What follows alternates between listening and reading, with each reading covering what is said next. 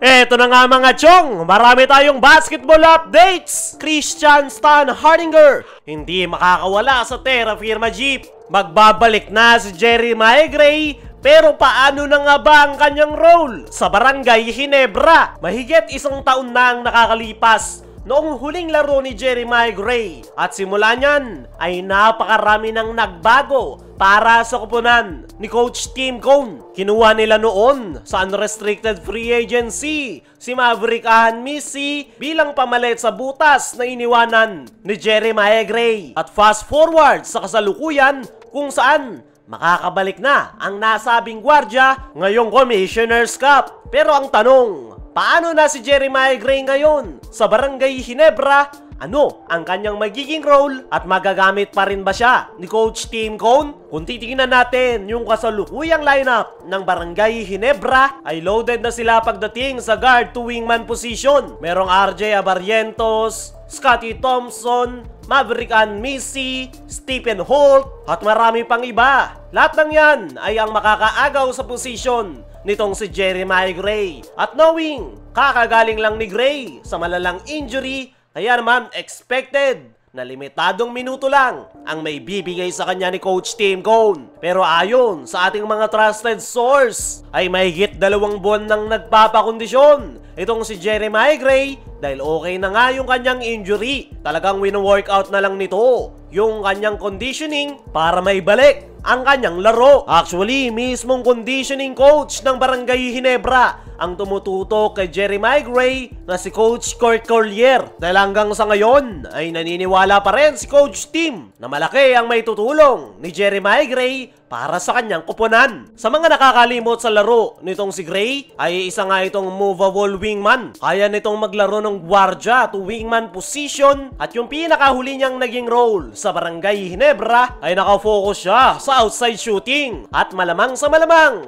ay yan pa rin ang kanyang magiging role ngayong magbabalik na siyang muli para sa Barangay Ginebra. Ayon pa rin sa ating mga trusted source, ay okay at ready to go na itong si Jeremiah Gray ngayong Commissioner's Cup. Inihahanda ng araw ito ng Barangay Ginebra, at dito ng araw nila madedetermine kung dapat pa bang manatili si Jeremiah Gray sa kanilang koponan. Eto, real talk mga chong, paniguradong mahihirapan itong si Jeremiah Gray na may ipakita agad ang kanyang magandang laro ngayong Commissioner's Cup. Dahil unang-una, kakagaling niya lang sa major injury, at ang pinakaunang kalaban niya ngayon ay ang kanyang sarili dahil sa trauma na naidulot ng kanyang sunod-sunod na injury. Pangalawa, masyado na siyang maraming kaagaw sa kanyang posisyon. Hindi na siya pwedeng magtagal sa guard position dahil merong Maverick at RJ Abarrientos. Mahihirapan rin ito sa wing position dahil nandiyan si Troy Rosario, maging si Stephen Holt. Kaya naman, kung hindi talaga makapagpapakita ng magandang performance itong si Jeremiah Gray, ay paniguradong unti-unti na siyang ma-outcast sa Barangay Ginebra, at ang pinaka-worst case scenario ay gawin itong trade asset.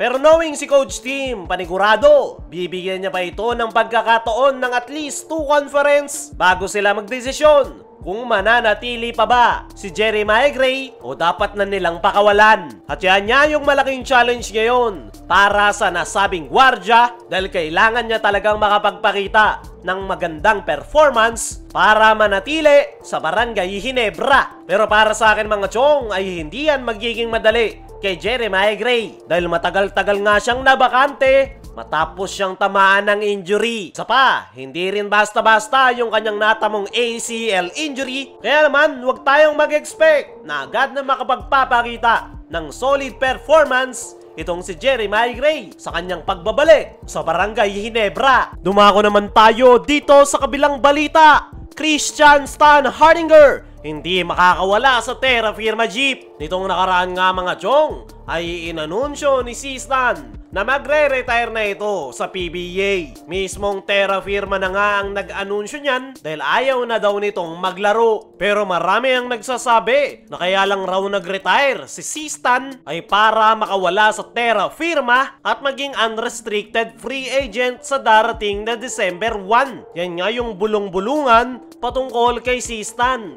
Pero mismong si Kume Marshall nga ang nagsabi na sa December 31 pa mag-e-expire yung kontrata ni Sistan sa Terra Firma Jeep. Hindi nga rin daw ito magiging unrestricted free agent dahil kailangan pa raw nitong maglaro ng at least 6 more conference para maging eligible sa UFA. Ayon pa kay Kume Marshall, ay pwede raw mag-take ng legal action ang Terra Firma Jeep kay Christian Stan Hardinger. Pero wala na nga raw yan sa option ngayon dahil patapos naman na yung kanyang kontrata. At ang tanging magagawa nga lang daw ng Terra Firma ay mag-offer ng kontrata kay Sistan. Sa ganon, tanggapin man o hindi ni Sistan ang offer ng Terra Firma ay maire-retain pa rin ng Terra Firma Jeep ang rights sa nasabing big man. Kaya naman, hindi nga makakaalis sa Terra Firma itong si Sistan dahil nasa kanila pa rin ang rights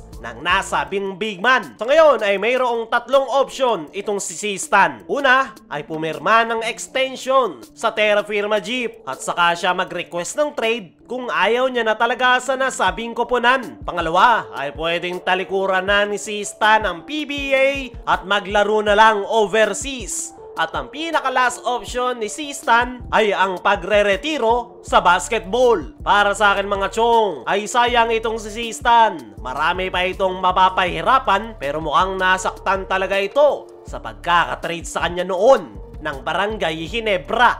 Kayo mga chong, ano ang masasabi nyo patungkol sa issue ngayon nitong si Christian Stan Hardinger? Ano rin sa tingin nyo yung magiging lagay ni Jeremiah Gray ngayong magbabalik na ito sa Ginebra? I-comment mo lang dyan sa ibaba.